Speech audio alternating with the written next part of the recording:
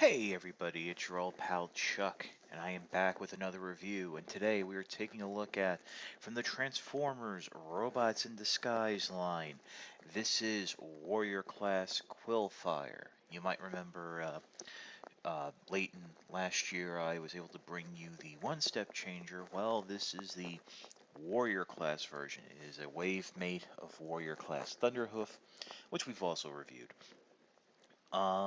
Kind of cool figure. I can see a lot where people are going to have problems, and we're actually going to get into it. Right off the bat, I know some people might miss this. I actually almost did. There is head articulation. Unfortunately, yeah, that's about it, what you're seeing right here. He's got a little bit of a waggle to him.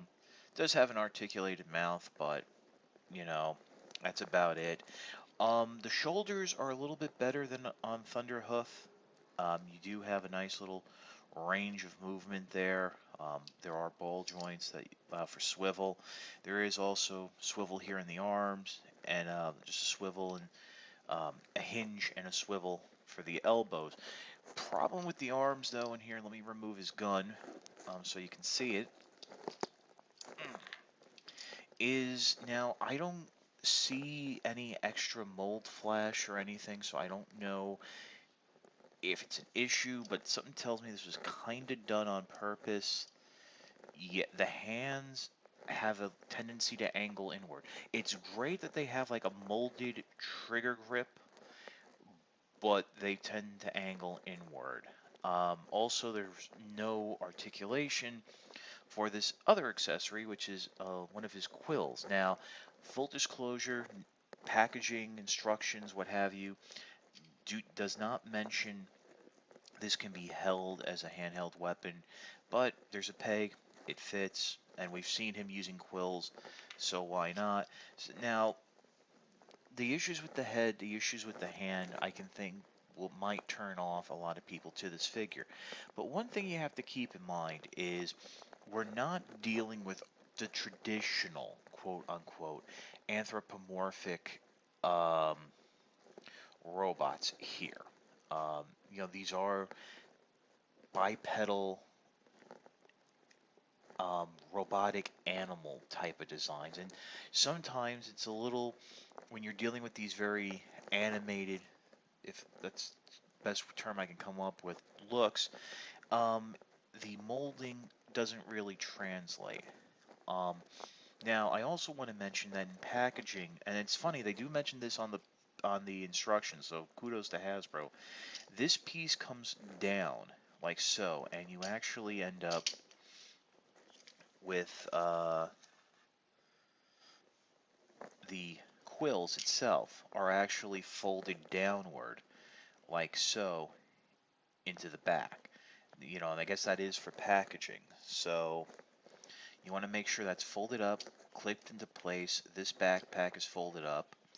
Now the head actually comes packaged, pushed down much further so that the little flap there is actually, I'm not going to do it because it's kind of a pain to undo, is actually closed behind the gap of that hinge. You want to make sure that the head is up like that and tucked in to that flap. Other than that, the joints are fairly solid, nothing loose and waggles. So we'll go ahead and get into the transformation. Okay, first step of transformation is you actually want to come around here to the back, and they don't tell you to do this in the instructions, but they just show it in. There is that little peg hole there that you can just slide this um, quill in, and it fits in. There's like a little groove. There's like some grooves in there that fit in the sides. Actually, I think you want to have it, yeah, pointed up like so, like this. It'll fit in quite nicely. So you can just turn around and start it off. You want to fold up the hands into the forearms, and then come along, fold the head up into the body, just like so. Next, what you want to do is come around, rotate the wrist. Did I say wrist? I'm sorry, I meant to say waist. Rotate the waist around, and I guess you can, at this point, go ahead and peg the legs. Actually, no, not yet. Don't peg the legs just yet. Now, this is something that the instructions don't show. You're going to want to unhinge the what would be the head and upper arms from the body, and this will then allow you to rotate everything down and in and get that out of the way, and just like so. Gonna just fold it up like that. Next, what you want to do, and the instructions, bless their souls, really don't show this, you want to bring the legs up, and then you can bring them together just like that. And unfortunately, this is where like the swivels, like the ball joints and the swivels, kind of make an issue because things don't want to line up properly. So what you can go ahead and do then is bring down this back section. There's a right where my thumbs are. There's a couple of hinges that will, I should say tabs, that will fit into slots in the back of the leg, and you can just go ahead, push it in, rotate the feet around. That those will click into place, click, friction, what have you. And that's pretty much, you got the start of the back of the vehicle going on right there. Next, what you want to do is come up and you're going to bring the arms up. There's some tabbing and what have you that will, the elbows will peg into the shoulders. Just say that tab right there. There's a slot on the inside of the door. And just go ahead and bring that in. And then what you can go ahead and do is bring the sides up. These will, sort of clip into place. And you start having the car come together. Now, final step, what you want to do is, before you push anything together, you want to flip forward what will be the windshield, and it's will just gently friction into place right there. Do I have something's not picking in on the arm here. There we go. And then what you'll do is just give it a nice little squeeze, and that worked like on the first shot. Just bring everything together, just like so. There's, tabs, slots on the side of the door here that will push into tabs that are on the back of the legs. And there are 2 tabs on the top of the door that will slide into the roof. So you want to have that roof, you have to have the arms up, but you want to have that roof and windshield in place before you push what were the forearms together. And yep, just checking. There's Quillfire in its vehicle mode. It seems a little crazy, but then you get that one step at the end, everything comes together, and like I said, this locks up really tight once you push everything together. Now, for the weapon storage, underneath here, in the what was the back of the legs, you see these little holes, and you notice that there's a notch cut out across the legs. The gun pegs in quite nicely, actually, into that section. So you have weapon storage. The quill is already in there, pegged into the back, and there you go. And the truck just rolls quite nicely. You have a couple different shades of brown here, a little red breaking it up, but really just I would say, fun transformation. Like I said at the beginning, for a lot of people, the limited head articulation and the sort of funny looking wrists are going to turn off a lot of people to Quillfire.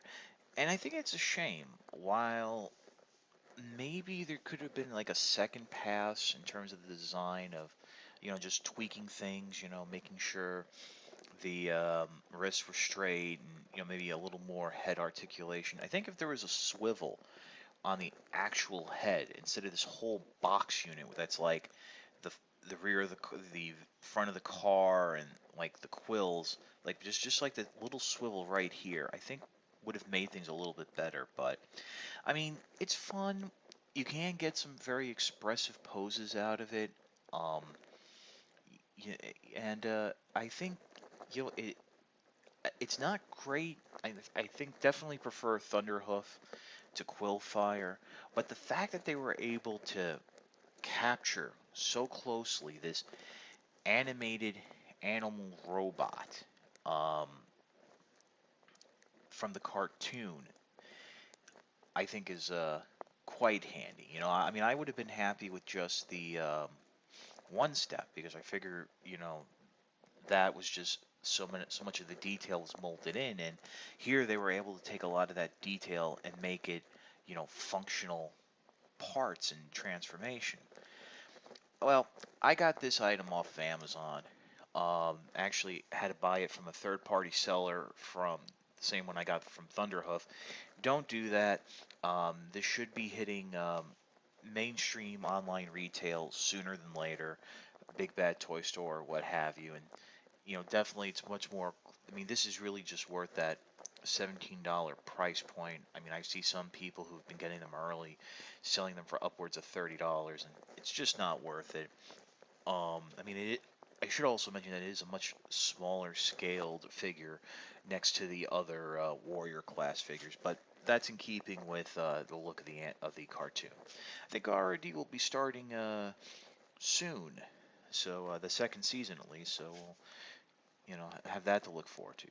But this is your old pal Chuck for Quillfire. We will see you next time.